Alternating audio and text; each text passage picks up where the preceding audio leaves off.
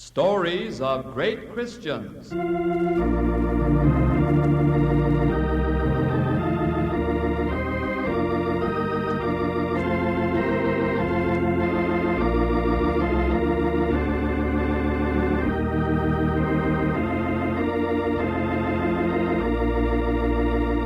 From its radio studios in Chicago, the Moody Bible Institute greets its friends everywhere with Chapter 15 of Francis Asbury, the transcribed story of the Circuit Riders.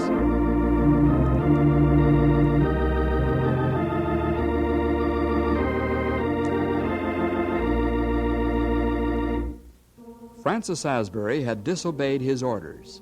Thomas Rankin, John Wesley's general assistant in America, had specifically told Asbury to remain in the North. But there was an overlapping of effort in the Philadelphia area, and Francis Asbury knew at first hand of the tremendous need of Maryland and points south.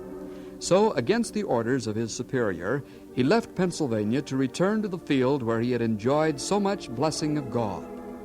But the rules of organization demanded satisfaction, and Francis Asbury was forced to return to Philadelphia to discuss the situation with Thomas Rankin.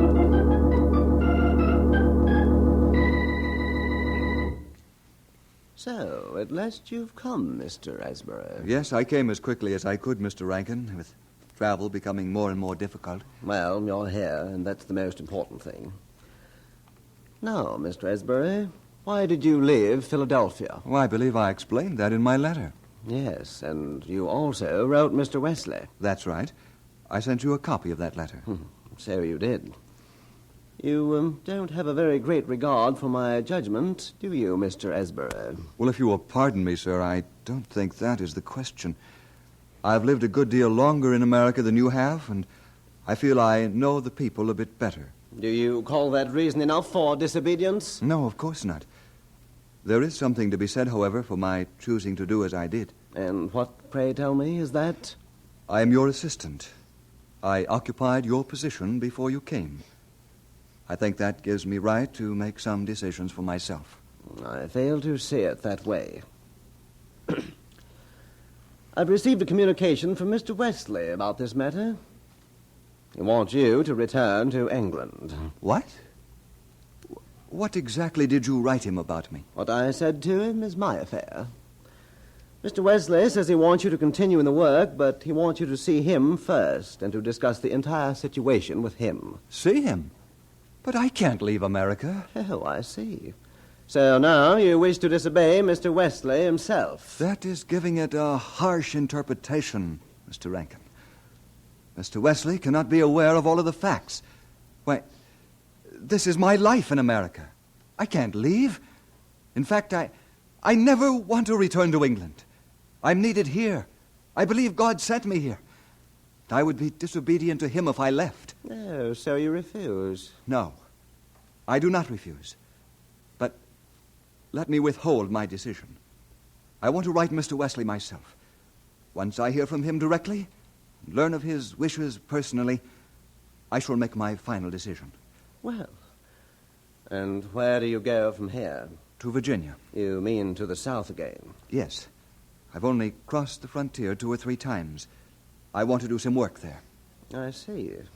But mark me well, Mr. Asbury, the responsibility for this outrageous thing rests entirely upon you.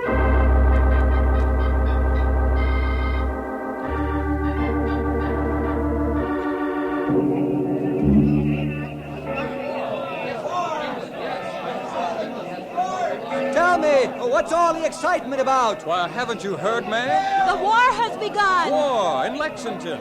The British fired on our troops. The Continental troops. And the Redcoats went on to Concord and destroyed our supplies. The wretches. It's war, man. Do you understand? War.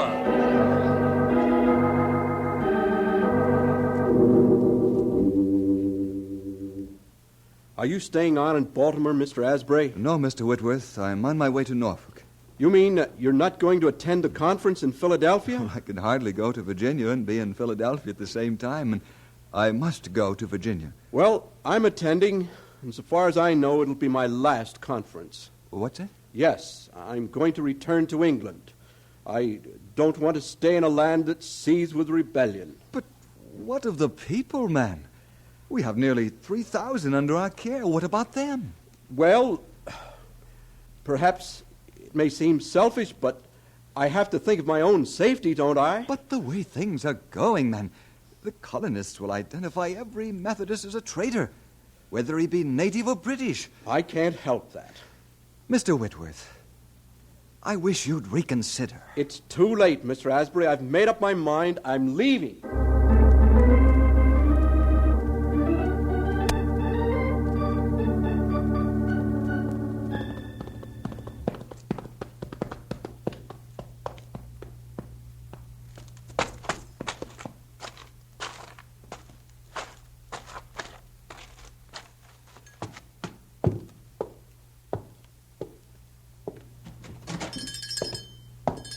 Yes, sir?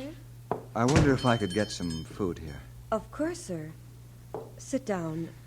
Thank you. Would you like a glass of ale to begin with? Thank you. I don't drink alcoholic beverages.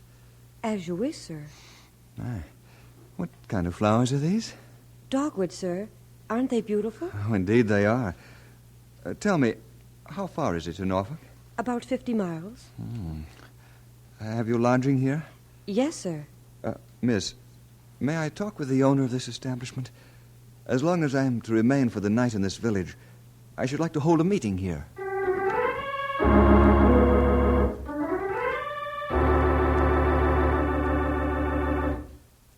Well, so you're Robert Williams. The same. And why haven't we ever seen you up north? We've heard so much about your work.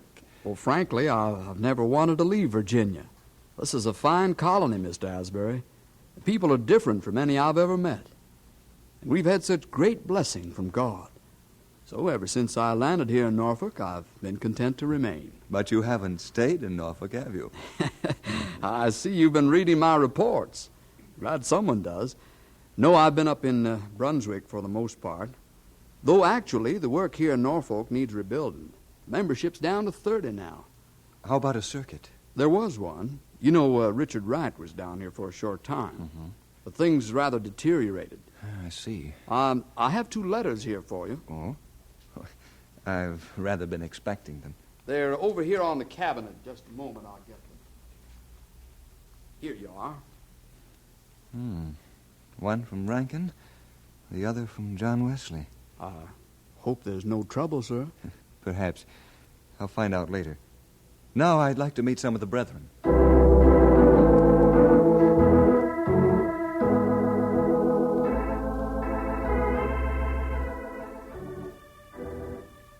My dear Mr. Asbury, by now you should have received word from Mr. Wesley. I'm sure he will restate his request to you. In view of the present tension in the colonies, I suggest that you plan to leave for England as soon as possible. I'm planning to leave myself.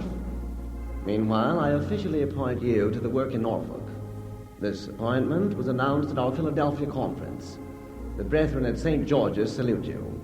Helping, this will find...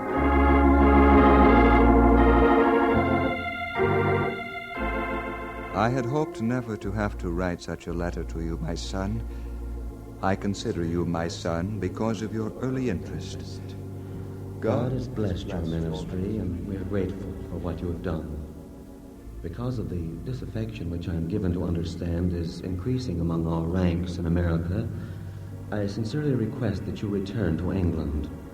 I should like to speak with you personally at our next conference at Leeds. Furthermore, the present conditions in America are such that those who would remain loyal to the Crown must think of their own safety. I urge you to return speedily.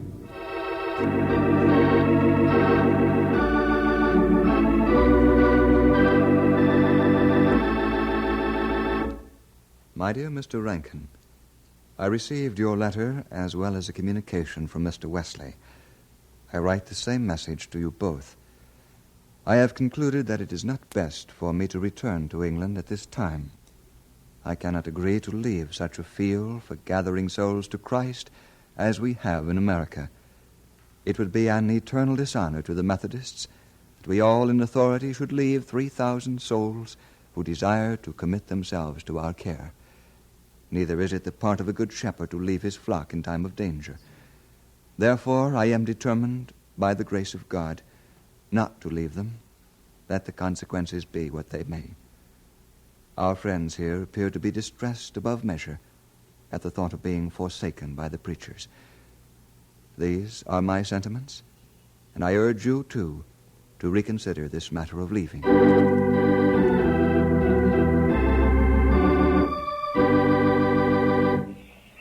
Just a moment, sir. I must ask you to stop. But I don't see why. It's just routine, sir. May I see your identification? I have none, other than my books. I'm Francis Asbury. Oh, you're the Methodist parson, aren't you? Yes, I am. I've heard of you. My wife has told me about you. She's heard you preach. Where are you headed for, sir? Brunswick. Well, I guess it's all right for you to go. Just because there's war, am I going to be stopped all along the road to Brunswick? We've got to take precautions. Mr. Asbury, I happen to know you're all right. But some people have funny ideas about the Methodists, so be careful. Thank you. I will.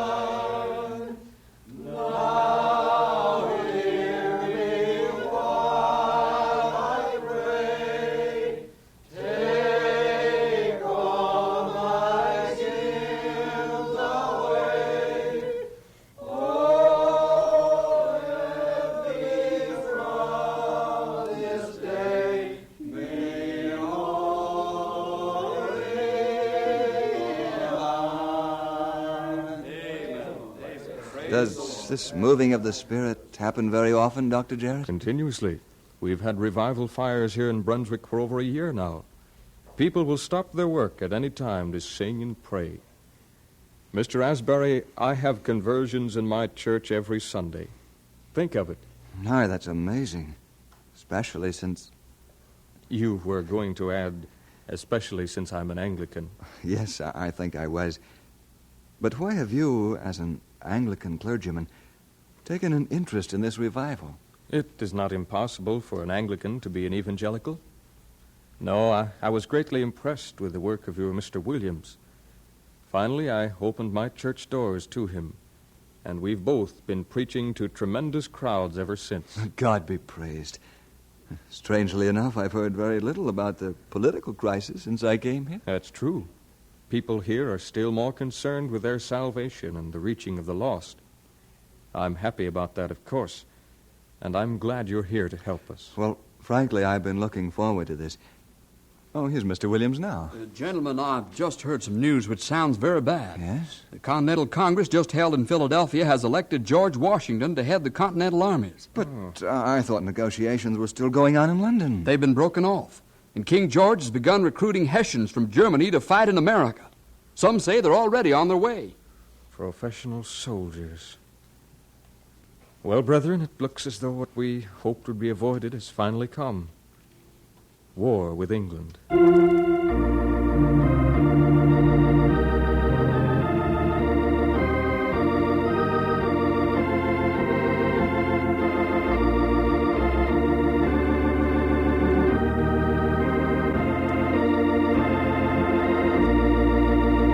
And so we conclude Chapter 15 of Francis Asbury, The Story of the Circuit Riders. We're presenting another in a transcribed series of stories of great Christians which come to you from the radio studios of the Moody Bible Institute in Chicago.